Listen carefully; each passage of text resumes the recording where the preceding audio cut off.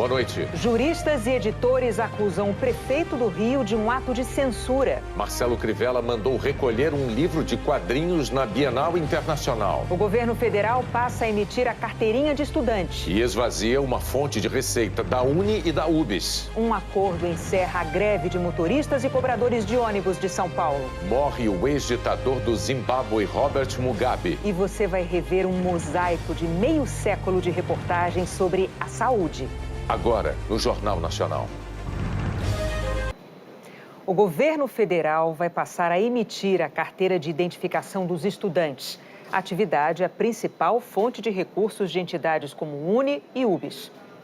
Os estudantes poderão baixar no computador ou celular daqui a 90 dias o aplicativo ID Estudantil e preencher os dados pessoais, como CPF e a instituição onde estudam.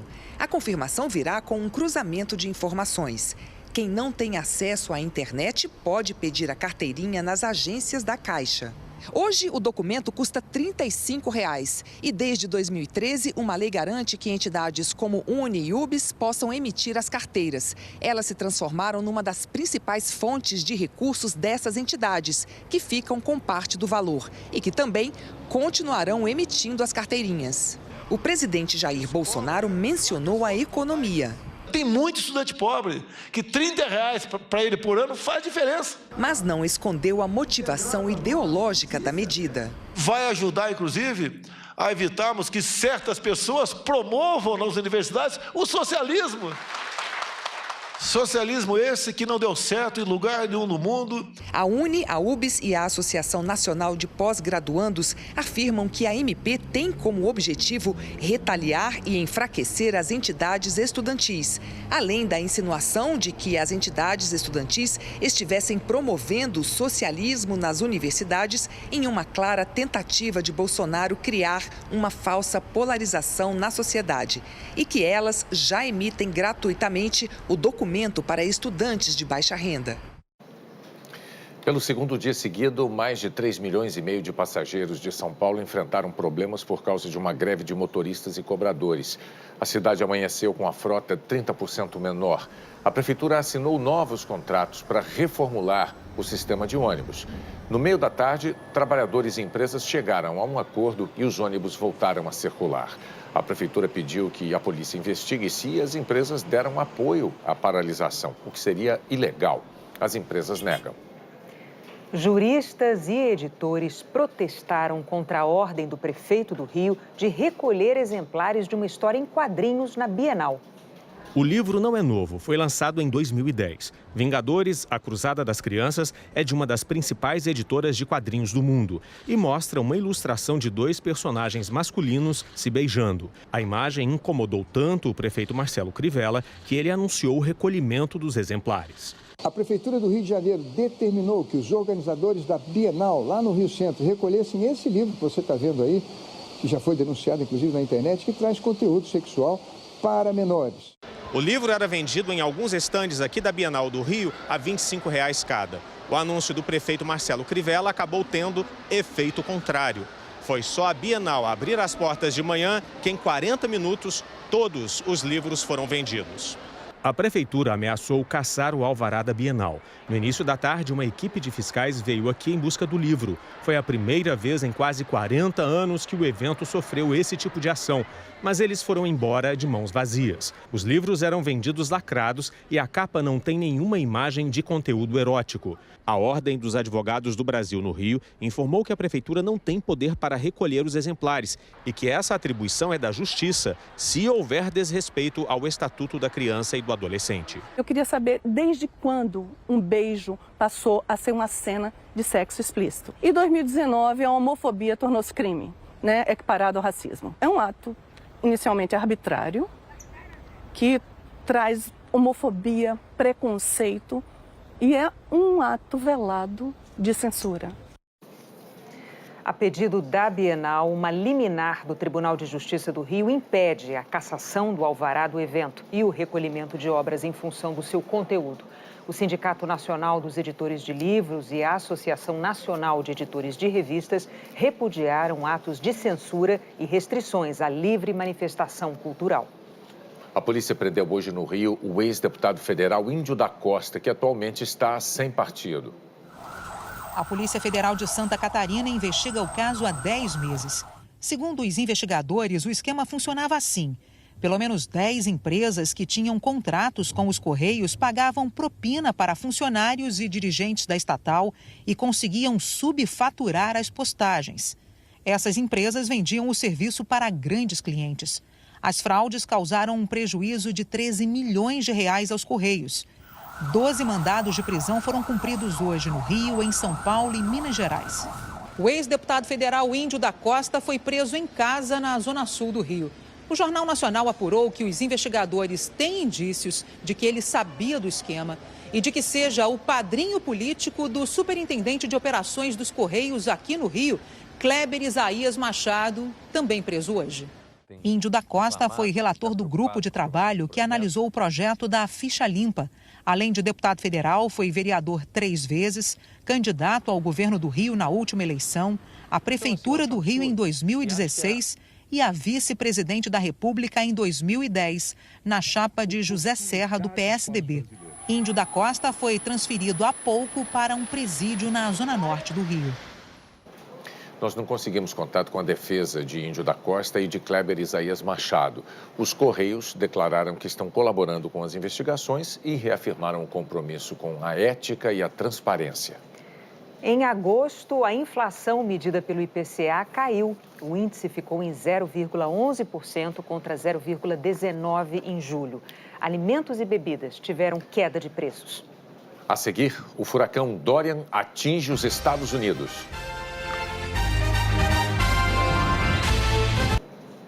Morreu aos 95 anos Robert Mugabe, que foi ditador no Zimbábue por 37 anos. Mugabe foi herói da independência da antiga colônia britânica em 1980, mas se tornou um líder autoritário que massacrou rivais e afundou a economia do país, até que o exército obrigou a renunciar há pouco menos de 2 anos. O furacão Dorian atingiu o estado americano da Carolina do Norte. Ventos de 150 km por hora provocaram chuva e mais de uma dezena de tornados. 300 mil casas ficaram sem energia elétrica. Nas Bahamas, onde provocou uma devastação histórica, o número de mortes subiu para 30. E depois de 4 anos, 4 meses e 10 dias, a Maju Coutinho apresenta hoje a previsão do tempo do Jornal Nacional pela última vez e depois vai comandar o Jornal Hoje. Maju, ó, pega daí, ó, pra você. Ai, obrigada. Boa sorte e boa noite. Boa sorte, Maju. Obrigada, Bonner, Renata. Fui muito feliz aqui. Agradeço a toda a equipe e também ao público, né? Brigadão. Olha só, deixa eu dar minha última previsão do tempo aqui no Jornal Nacional. Feriado amanhã, tem alerta de temporais para o centro-sul do Rio Grande do Sul. Nas outras áreas do estado, em parte da Bahia e da região norte, pode chover aí moderadamente. Muita água deve rolar lá em Bagé e também merece atenção a chuva prevista para Alegrete, Uruguaiana e Porto Alegre, 26 de máxima na capital gaúcha, 29 lá em Salvador, 34 em Belém e 35 em Manaus, com previsão de pancadas à tarde. Navegantes e banhistas, fiquem ligados, pois tem risco de ressaca na região sul e entre o litoral de São Paulo e da Bahia. E olha a mudança que curitibanos, paulistanos e cariocas vão sentir. Hoje fez 14,9 graus de máxima em Curitiba, 18,1 em São Paulo e 22 no Rio de Janeiro por causa do vento úmido e frio. Amanhã o vento muda aí de direção, passa a vir mais seco e quente, daí o tempo firma e a máxima sobe. 25 em Curitiba, 28 em São Paulo e 31 no Rio de Janeiro. Mas a gente sabe que tem capital que ferve, como Cuiabá. 40 graus lá amanhã, 39 de máxima em Palmas, 37 em Teresina. Brasília vai marcar 29 com sol. O tempo continua firme e seco nestas capitais e em vários pontos aqui dessa área amarela de tempo firme. Essa secura toda deixa alto o risco de incêndios pelo país. Essa fumaça aqui, ó, é de um incêndio que começou há 2 dias em Rondonópolis, em Mato Grosso. Por outro lado, o tempo seco propicia um entardecer bonito, como esse de Cuiabá, gravado por Ismael Pereira. O Ronaldo Brito registrou o pôr do sol da comunidade quilombola de Curiaú, lá em Macapá. E é com gratidão e com a belíssima imagem do pôr do sol na Praia da Graciosa, em Palmas, feita por Nonato Carneiro, que eu encerro meu ciclo aqui na Previsão do Tempo. Mais uma vez, obrigada. Obrigada a você, Maju. Bom fim de semana. Obrigada. Parabéns, Maria Júlia. Olha, domingo agora tem Grande Prêmio da Itália de Fórmula 1. O Charles Leclerc da Ferrari foi o mais rápido nos treinos livres de hoje. O líder do campeonato, Lewis Hamilton da Mercedes, fez o segundo melhor tempo. E daqui a pouco, depois de A Dona do Pedaço, tem futebol ao vivo na Globo. Brasil e Colômbia, num amistoso que marca o retorno do Neymar aos gramados. Em seguida, tem um Globo Repórter que traz hoje a riqueza dos queijos brasileiros. A seguir, um mosaico de 5 décadas de reportagens sobre a saúde.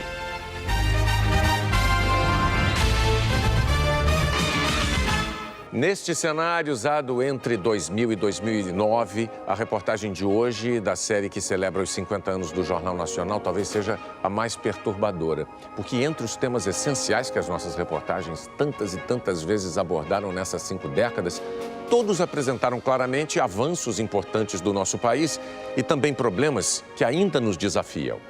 Mas o tema de hoje inclui uma terceira categoria, a dos desafios que o Brasil tinha vencido, mas que sofreram um retrocesso, ou seja, questões em que o país andou para trás. O tema de hoje é saúde. Desde 1969, o Jornal Nacional registrou situações gravíssimas da saúde pública decorrentes da pobreza, da falta de infraestrutura. Situações que foram sendo vencidas ao longo de 5 décadas com esforço nacional pelas campanhas de vacinação, os programas de distribuição de renda e principalmente os investimentos numa rede pública de saúde como o SUS, que é único no mundo em países com mais de 100 milhões de habitantes. O SUS tem problemas graves, claro. Mas antes deles, como dizem os especialistas em saúde pública, a população pobre dependia da caridade. E hoje, saúde é um direito. Falta ainda muito para que esse direito seja atendido plenamente, mas você vai ver aqui que as soluções existem. Nessas 5 décadas, o Brasil obteve uma redução importantíssima nos registros de mortalidade infantil, de doenças como varíola, poliomielite, a meningite. Mas, diferentemente de outros setores em que avanços brasileiros se consolidaram, a saúde pública teve recaídas graves. A disseminação irresponsável e criminosa de mentiras na internet levou milhões de pessoas a não vacinar os filhos contra doenças que estavam absolutamente sob controle ou praticamente erradicadas. E, inacreditavelmente, no século XXI, um país com mais de 200 milhões de habitantes ainda se vê refém de um mosquito transmissor de doenças que podem matar.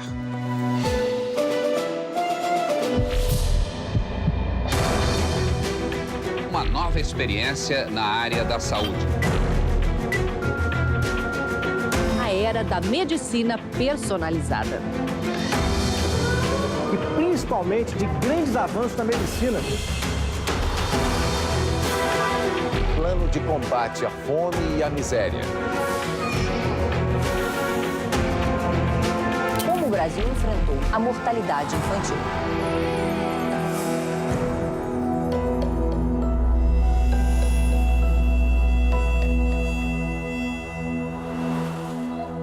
Já perdeu algum filho? Morreu algum dos seus filhos? Já.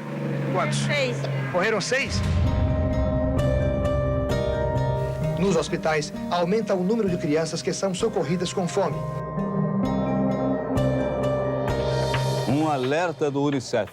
O Brasil, que tem a 8ª maior economia do mundo, está se igualando aos países mais pobres nos índices de mortalidade infantil. O problema é nacional, mas se torna assustador quando se sabe que em São Paulo, o estado mais rico do país, metade da população infantil não recebe a quantidade suficiente de alimento. Os nanicos nordestinos foram descobertos na década de 60 pelo nutricionista Nelson Chaves. A cada geração, as pessoas diminuem de tamanho. O Brasil está entre os países com os maiores índices de desnutrição do mundo. A dona Maria de Fátima tem 5 filhos e é um exemplo dessa situação. A comida só dá para uma vez no dia. Um pedaço de carne e um pouco de feijão com farinha. deve ser dado realmente prioridade absoluta ao combate à fome e à miséria. Isso não é simplesmente uma bandeira, isso é uma prioridade nacional. As mães conheceram o soro caseiro, farelo de sementes, vitaminas que antes iam para o lixo. O resultado está na balança. Engordei. A mortalidade infantil caiu a 0 nos quarteirões atendidos pela Pastoral da Criança, coordenada por Zilda Arnes, uma brasileira indicada para o Prêmio Nobel da Paz. O brasileiro é extremamente solidário. Haja visto a Pastoral da Criança que conseguiu uma solidariedade humana, uma rede de 150 mil voluntários. Os programas assistenciais criados nos últimos 10 anos ajudaram a diminuir a fome no Brasil. A gente fez, durante a década de 90, uma série de progressos muito importantes na área social. Programas como Saúde da Família. A gente foi capaz de casar esses programas com transferências efetivas de renda, de dinheiro para pessoas da camada mais pobre da sociedade. Uma pesquisa divulgada hoje pelo governo afirma que 9.200.000 famílias atendidas pelo programa Bolsa Família estão comendo mais e melhor. Macarrão, graças a Deus, arroz, carne. Um avanço importante no Brasil no combate a uma que já foi uma das nossas maiores mazelas, a mortalidade infantil. A taxa caiu 75% no país desde 1990.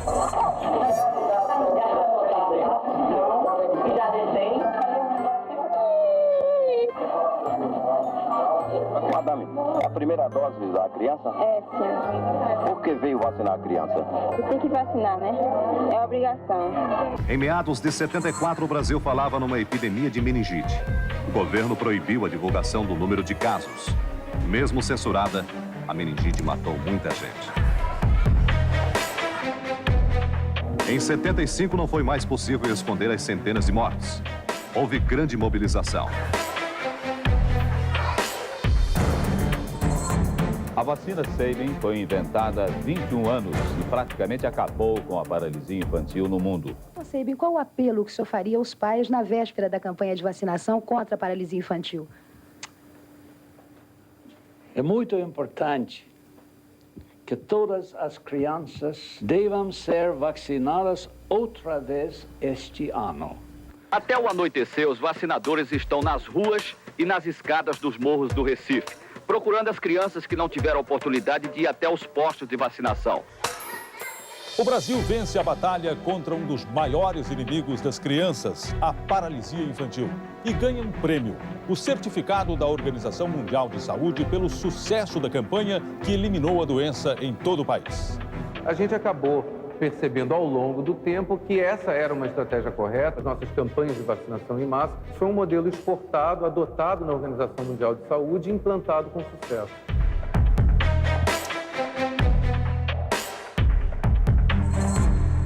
No Rio, a Fundação Oswaldo Cruz começa a produzir para testes no Pará e Pernambuco a primeira vacina brasileira contra o sarampo. O Pará confirma a primeira morte por sarampo no estado este ano. E o país vai perder o certificado de erradicação do sarampo emitido por um comitê internacional de especialistas. Muitos brasileiros estão relaxando uma medida importantíssima para a saúde dos bebês, a vacinação. A cobertura vacinal em 2017 no Brasil foi a menor dos últimos 16 anos. Se nós pararmos de atingir as metas recomendadas pelo Ministério da Saúde e deixarmos as crianças desprotegidas, essas doenças voltarão a acontecer no território nacional. Velhas doenças voltaram a atacar o homem. A guerra do Brasil contra o mosquito da dengue tem mais de um século. O Brasil chegou a ser decretado livre destes mosquitos 2 vezes entre as décadas de 50 e 70, mas eles voltaram ainda mais fortes. A Organização Mundial da Saúde fez um alerta sobre o crescimento dos casos de microcefalia em regiões com a presença do Zika vírus, que é transmitido pelo mosquito da dengue. O Zika vírus é o mais novo hóspede conhecido do Aedes. O vírus chikungunya pode até matar. A doença mais letal é a dengue. O mosquito transmissor da dengue, da chikungunya e da zika ainda encontra formas de se multiplicar no nosso país. A gente pede que a população nos ajude eliminando o criador. É a única forma que a gente tem de combater essas doenças.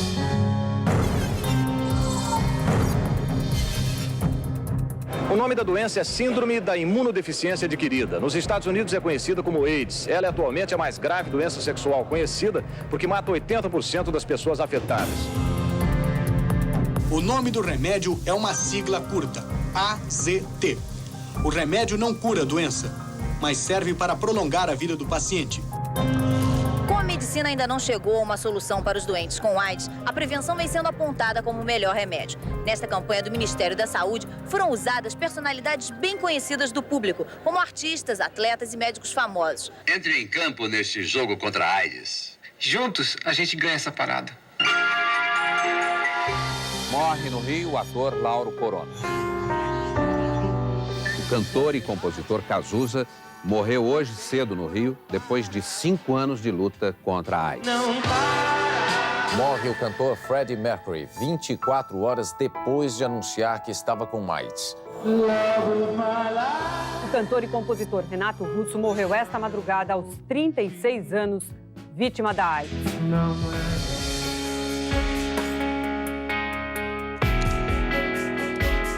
De doença mortal a crônica, que pode ser tratada. As imagens dos pacientes antes e depois do tratamento com coquetel de remédios foram o retrato na mudança do perfil da AIDS. Quando a AIDS surgiu no Brasil, quem desenvolvia a doença tinha, em média, 6 meses de vida. Agora, a sobrevida passa dos 15 anos e o país se tornou uma referência no combate ao vírus HIV.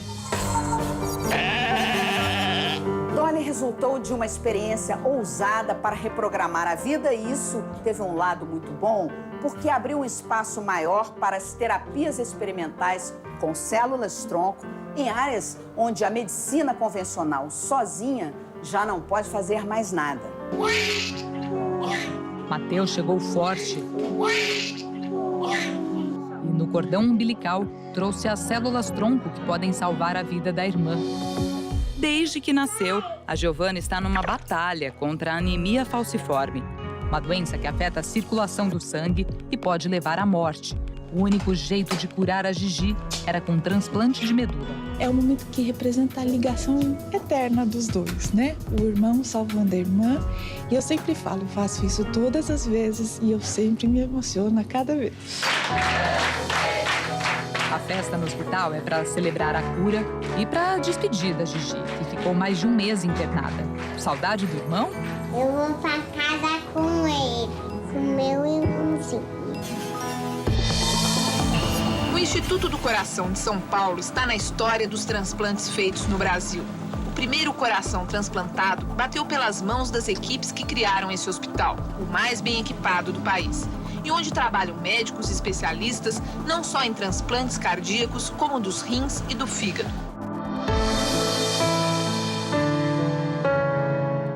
É uma emoção muito grande. E o que eu estou sentindo é que a vida é o maior dom, é o mais belo dos sonhos, que é o sonho de viver. A festa é pelo sucesso de mais de 2.000 transplantes de fígado no Brasil e de todo um sistema bem-sucedido que colocou o país como protagonista dessa ciência. Pela primeira vez na história, a medicina conseguiu. O coração de uma pessoa ficou 2 dias no concerto enquanto ela sobrevivia com um coração artificial. Faça bem a primeira mulher a receber um coração novo no Brasil. O transplante foi ontem em Belo Horizonte. Cientistas da Universidade de Tel Aviv, em Israel, apresentaram hoje um coração produzido por uma impressora 3D. O transplante de órgãos foi uma revolução na medicina, mas ela nunca libertou os pacientes da fila de espera e da necessidade de encontrar um órgão compatível. Nas últimas 3 semanas, o número de transplantes de órgãos aumentou 34% em São Paulo. Este cirurgião viu uma causa: o gesto da família de Eloá, a vítima do sequestro de Santo André, que doou todos os órgãos da jovem assassinada. Doação de órgãos deveria ser uma conversa do cotidiano. Então, eu acho que esse tipo de fato gera esse tipo de situação e por isso que as coisas melhoram.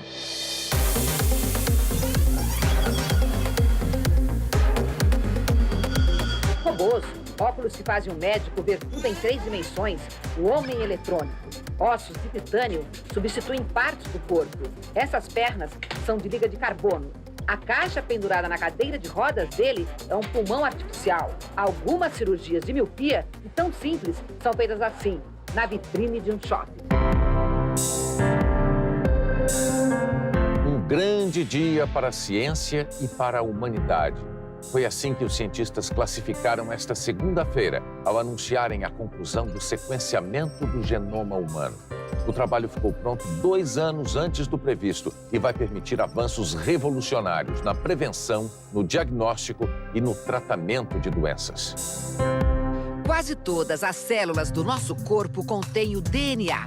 Essa escada em espiral que carrega as instruções genéticas. São elas que determinam se vamos ter cabelos castanhos, olhos verdes e, o mais importante, se vamos ter alguma doença.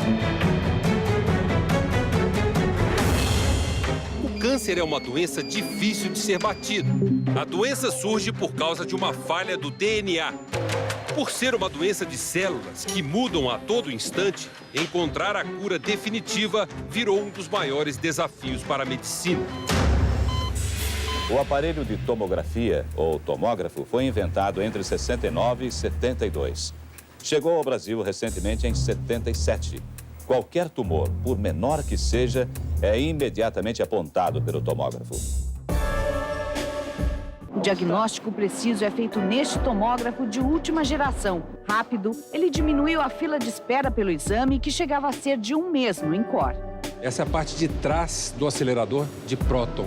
Com ele, os médicos conseguem atacar diretamente e somente a área onde está o câncer. É uma máquina enorme para uma precisão milimétrica.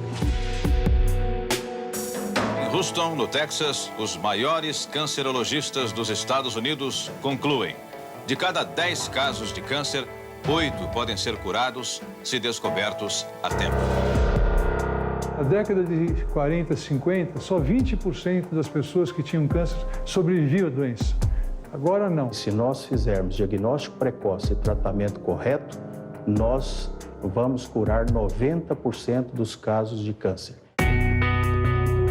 Um estudo da Controladoria Geral da União revelou o tamanho assustador de uma dívida do nosso país com os cidadãos. 1/3 dos brasileiros que vivem em cidades não têm hospitais do SUS com tratamento contra o câncer. Sabrina chora por sua mãe que não verá os netos gêmeos nascerem no Amapá. Aos 47 anos, morreu de câncer, mas não só dele. Foi pela demora e a espera. Tá com 6 meses que eu ando para fazer esse exame aqui de sangue. E não consegui. Quando chegar aqui, tá essa multidão de gente.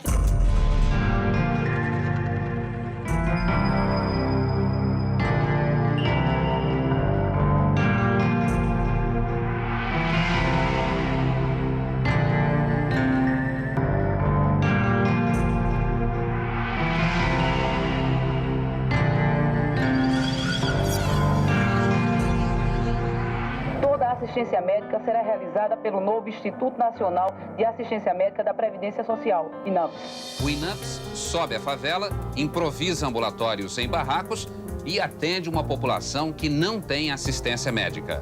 É um barraco pequeno de apenas 2 cômodos, mas que todas as quartas-feiras se transforma num consultório médico improvisado. E centenas de pessoas aqui da favela Marcílio Dias vêm para cá esperar na fila a hora de serem atendidas. Essa é uma conta de atendimento em ambulatório que está sob suspeita. O INAPS já pagou para o hospital, mas acha que o serviço não foi prestado. Iguais a esta, tem mais de 5 milhões de contas apreendidas nessa sala. 5 de outubro de 1988. O Brasil tem uma nova Constituição.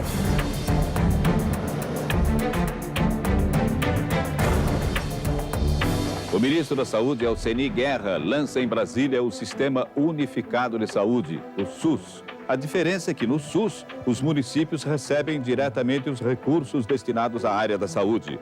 A meta, o objetivo é facilitar o acesso de todo o cidadão brasileiro, sem nenhuma exceção, ao sistema de saúde. O atendimento médico no país está doente. Greves, falta de dinheiro, superlotação.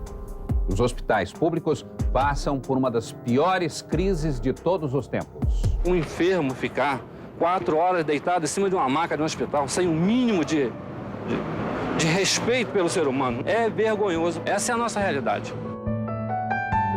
Lá dentro, pacientes em macas espalhadas pelos corredores e salas superlotadas. Acho humilhante isso. Aqui em Santa Rita, na Paraíba, nós vamos mostrar o funcionamento de um programa nacional criado em 1994, 20 anos atrás, exatamente para mudar esse modelo de saúde em crise, muito concentrado em atendimento de emergência em hospitais. É o programa Saúde da Família. Tem tido tosse, seu Zé? Tem. Já há estudos que comprovam a queda da taxa de mortalidade por doenças cardiovasculares nos municípios atendidos pelo Saúde da Família. O que os governos têm que resolver é se valorizam ou não o Sistema Único de Saúde, que é um sistema universal, que é um sistema para todo brasileiro, que tem uma cobertura e, portanto, ele precisa ter um financiamento compatível. Não só um financiamento, mas também uma gestão compatível. A boa gestão pode fazer muita diferença. E há no SUS bons exemplos de caminho para a saúde que o Brasil tanto quer. Se a gente estudar portarias, programas de governo, fazer uma prestação de conta séria, isso dá certo. O médico que arranca sorriso, mesmo da senhora já sem memória. Aqui ninguém se sente abandonado. Quem estuda o sistema de saúde sabe a importância que isso tem. O uso da tecnologia é apenas uma parte do processo. O médico tem que escutar mais as pessoas e tentar entender naquilo que ele está trazendo como problema, qual é o problema que depende dele, de um conselho ou de uma orientação, e qual que realmente depende de uma tecnologia. A satisfação é essa. Eu acho da gente conseguir resolver o problema do doente aqui e ter esse retorno que eles nos dão, né? De que, nossa, sarei, você descobriu tal coisa que ninguém descobriu. O senhor trata a gente bem. Se o atendimento do SUS no Brasil inteiro fosse desse jeito que é aqui, eu acho que ninguém reclamava do SUS. Esse é o Brasil que eu quero. Nem só eu, acho que nós todos queremos.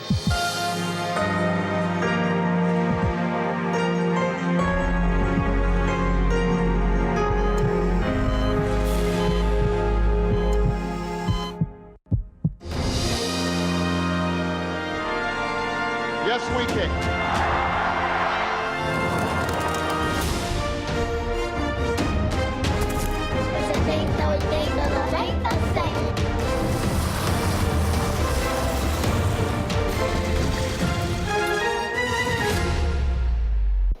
Você já sabe que o JN comemora o cinquentenário, trazendo para a bancada todas as faces e os sotaques do Brasil. A cada sábado, com duplas de jornalistas que apresentam telejornais nos 26 estados e no Distrito Federal. E a dupla que nós convidamos para apresentar o JN amanhã é a Jéssica Senra e o Aires Rocha. Sejam muito bem-vindos. Boa noite. Olá. Boa Tudo noite bem? por aqui. Bem-vinda, Jéssica. Obrigada. Você pode tomar o seu lugar, olha. Com cuidado, porque a nossa mesa está girando. Aires, bem-vindo. Obrigado por aceitar o nosso convite. Jéssica, a Bahia já te conhece, né? Mas a gente precisa apresentar você também para o resto do Brasil. Então, vamos ver. A Jéssica está aqui representando o estado da Bahia. A Bahia é o maior e mais populoso estado do Nordeste. Quase 15 milhões de brasileiros vivem aqui. Eles veem o Jornal Nacional pela Rede Bahia, afiliada da Rede Globo, que cobre todo o estado. A força da economia baiana está no polo petroquímico de Camaçari, no setor de automóveis, na produção de energia eólica e solar, no agronegócio, que produz grãos, algodão e frutas. Bahia que atrai viajantes para o seu litoral, o mais extenso do país. Para a Chapada Diamantina. E, é claro, para Salvador, com seu centro histórico tombado como patrimônio da humanidade. Bahia do sincretismo religioso, presente na lavagem do Bonfim e nas homenagens a Iemanjá. Bahia do trio elétrico, que empolga uma multidão no carnaval. E do norte do Brasil, O ocidental do Brasil é resultado do encontro de indígenas com estrangeiros imigrantes e nativos de outros estados. No Acre, pratos nordestinos e árabes são preparados com ingredientes típicos da Amazônia. A floresta é o maior patrimônio. A madeira, o principal produto de exportação do estado, que também produz castanha do Pará e açaí. Pelo Acre é possível chegar ao Pacífico. A estrada transoceânica liga o Brasil ao Peru. A exuberância da natureza está presente nas águas escuras do Rio Croa e no Parque Nacional da Serra do Divisor. Oh, coisa linda. Jéssica, conta um pouquinho para o Brasil da sua rotina. Bom, eu apresento o Bahia Meio-Dia, estou há quase 1 ano e meio num projeto de renovação desse jornal, que é tradicional na hora do almoço lá para os baianos. Então, eu estou nesse processo de chegar mais perto, nessa comunicação nova que a gente está vendo acontecer, de estar mais perto do telespectador, de estar mais perto da nossa população. Então, eu vim com essa missão e trabalho desde cedo, vejo as notícias, né? Ajudo a fechar o jornal e depois, aí, a partir de 15 para o meio-dia, eu entro na casa dos baianos sendo tão bem recebida todos os dias. E você, Aires, como é que é a tua rotina? Então, para o meu trabalho, eu apresento o Jornal do Acre, segunda edição, há 30 anos, e por ser um formato Olha, 30 anos! 30 anos no ar, no segunda edição, logo após o Jornal Nacional, né? E a gente está lá todos os dias. E assim, chego às 2 horas da tarde, a gente tem uma reunião, de repente, com a nossa editora-chefe, fechamos os espelhos, eu fecho as cabeças do nosso telejornal. E logo após vocês darem uma boa noite, eu... Está pronto para entrar. Pronto para entrar. O Aires já está há 30 anos. Olha uma imagem aí do Aires se aprontando, mas isso já tem um tempo ali, né, Aires? Sim, com certeza. Sempre no Acre, sempre apresentando o Sempre no Acre, Foi a primeira emissora que eu comecei a trabalhar e até hoje estou lá. E diz pra gente aqui, nessa bancada do Jornal Nacional, qual é a sensação neste momento de participar dessa nossa festa de 50 anos de JN? Então, a vida toda foi, desde quando eu iniciei, foi assistindo vocês, né? E aquela coisa era tipo um sonho de estar ali. Eu digo, pô, eu nunca vou chegar ali. E esse projeto aí veio para coroar, digamos assim, que para mim é um Oscar, né?